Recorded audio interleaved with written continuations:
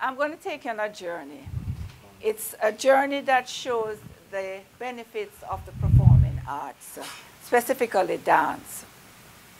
Now, I was brought up in an exclusive convent boarding school, and the nuns were considered second parents.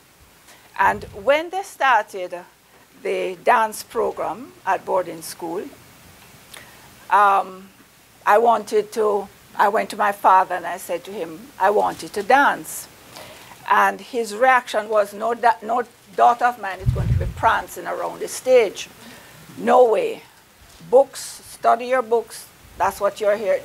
That's what I'm paying for. Nothing to do with the art. At the time, the headmistress sister, she said to me when I told her that my father had said no, she said to me, what do you want to do? And I go back to that because that question is something that has always lived with me whenever I decide to do anything. She said to me at that tender age, what do you want to do? And I said to her, I want to dance. She says, well, go, I'll deal with him. And I went into the program. And today she has never missed a recital, anything that I have done. And that is where my journey began. Now let's look at some of the benefits. And one is the creative imagination. When you enter a creative space, the teacher says to you, become water, be as fluid as water. Move like the breeze is blowing. Now the breeze can be very, especially how it's hot, can be very relaxing. It can be also very embarrassing, lifting your skirt above your waist. Or it can also be, windy, hurricane-like. But they're asking you to become one with the elements that surrounds you. Be like fire. So all of a sudden, what happens is that you become very aware that these things have textures, these things have feeling, these things have a certain way of moving. They have color. Then they say to you, emotion, emote. And you realize that if I am going to be happy, this is where the light is hitting me. If I'm going to talk about sorrow, it's all in here. So you become very aware. You are more aware than the average person about everything that is happening around you. Because everything to you has a life. Everything to you has a meaning. It has a life force. So what happens to persons who are in the performing arts is that, for example, if you're in a job and you heard tomorrow, okay, fine, we have to lay you off, which is a nice way of saying you're fired. You don't. Of course, it's devastating at the first time you're hearing it. But what happens to that person is that because they are so creative and because everything around them means something and everything around them has life, what happens is that person can move on. That person can recreate him or herself, which is much easier than the average person that doesn't see opportunity in everything. So that's one of the main benefits, the creative imagination. Let's look at another. And this comes through repetition, determination. When you start a dance class, first thing you do, you're at the bar, and you hold on to the bar and you do all the exercises, balancing at the bar. Then you move away from the bar and you're center. And you do the same thing, but you have to now depend on yourself. And what happens after that? You do the same thing in progressions across the floor. Repetition. You keep repeating the same thing until you get so good at it that you mesmerize people on the stage. You rehearse so much that you cannot get it wrong. And people look at you and say, how do you remember all of that? Because we've rehearsed so much, we cannot get it wrong. If the music stops, the dancers continue and the music pick up back and the dancers are at the right point because of repetition. How does that play out in your everyday life?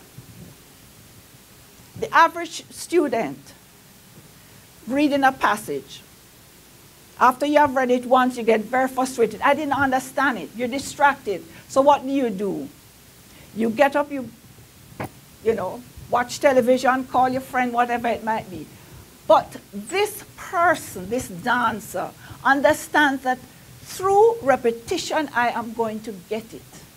I am going to stick with it. So what happens? You start maybe highlighting the words that you don't understand. You maybe call a friend and you start a discussion because you understand that you are not going to get it at the first go.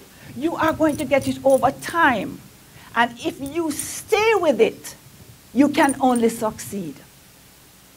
Now, let's look at another point. And this is so important because although we are all divas in the arts, and divas because if you don't think highly of yourself, you won't portray that on the stage. If you think you look silly, you will look silly. So you are taught to think like a diva and think that you are the best. But it doesn't take away the fact that you do not operate as an individual on that stage. The art teaches you that collaboration is the essence of success. It teaches you that if you are in a class and a student is not getting it or your peer is not getting it, you take her or him privately and they all get together and say, come, let's reach earlier because we have to get this right. Because knowing the audience, what you are looking at, if 20 people are on that stage, your eye is drawn to the one that is behind, the one that does not look good, the one that is not in sync. And what happens in a situation like that is that you say the whole group did not look good. Because that is how we think. Our eyes are drawn to the weakest link. So the dancer at a very early age and very early realized that it is about everybody looking good. We are all divas, but we all have to look the same. So individuality within the arts does not play out. It's about a collaboration, everybody working together. Now, let's go to another benefit of the performing arts. Holistic. I remember teaching youngsters, and one of the things we're looking at is dances within certain periods. And it was a twist. And I said to them, go home tonight, ask your parents, how do you do the twist? And then come back and we will all, you know, get together and show each other what we have learned. Misha came back to me the next class. She says, Miss, Mommy said it was before her time. Before her time. That's the beauty of the arts. There's no time. We learn every kind of genre of music. Classical, hip-hop, reggae, dancehall, Brazilian, Amazon, everything all around the world. You suck in all these different types of music. And as my dancers tell me sometimes when I hear something strange, how did you find that? It's so strange because the stranger it is, the more mystic it is the more creativity because what happened, nobody has yet put their stamp on it. So you are now going to use that. So there is no time. It's a holistic. So you learn all these different genres of music. You know from the time of enslavement to the time of emancipation, all the music that has come through the different forms, the different genres. Another thing that you get to learn in a holistic way is lighting. You understand what suits you. They all become costume designers. What color do you want? You know that, especially in the Caribbean when you're having a performance, there's so much different melanin in the skin within the Caribbean that you don't just put everybody in black. You just can't put everybody in yellow. Because yellow sometimes, depending on your complexion, just wash you and you look pale. And then somebody comes to you and says, what happened to you? You didn't look so right. Nothing was wrong with me. The color that I had on is what killed me. Okay? So what happens is that the holistic approach to it. You learn about you learn about nutrition, because one of the things with dancers, tell you the truth, is the bad nutrition that we have, right? In order to stay at especially professional dancers, all right? So it's a holistic approach to everything that you learn within the arts. Now, let's go to the next benefit, empowerment. Think of when you're driving a motor car and you have to be totally in that moment. The moment you look down to text or whatever it is, that's it. Thank God it's illegal to text or use your telephones in Grand Cayman. Because you have to have your mind, your body, and your spirit totally engaged. And that's responsible. Now within dance, you don't have to stress that to any of the dancers or anything, because they understand that if you are partnering with someone, you have to be in that moment every second of the way, because there can't be a night when that dancer did not take off right and you have to catch her. And just look in her eyes, coming towards you, will say, I am not ready. And you will know, as well as the look in her eyes will say, you better catch me.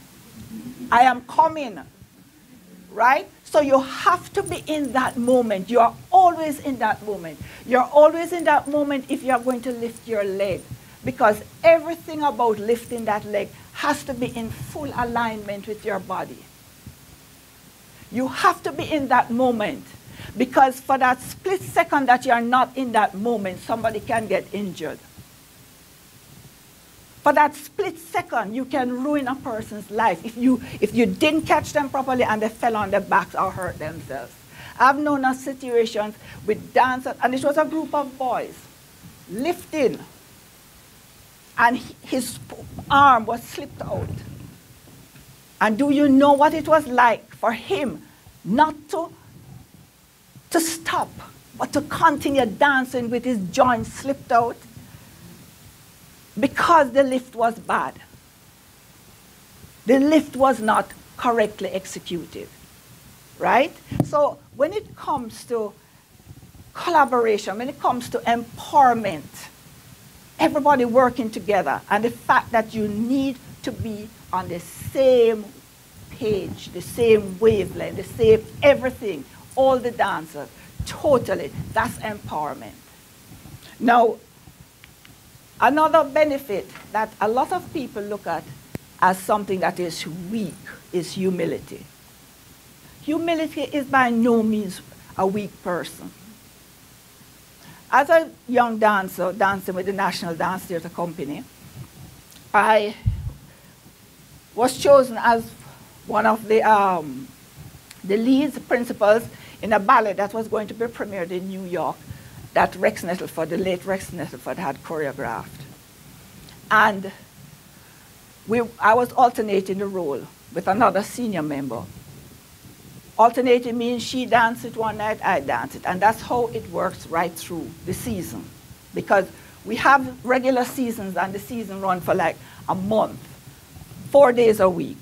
All right? So you alternate it. And it was my turn to dance.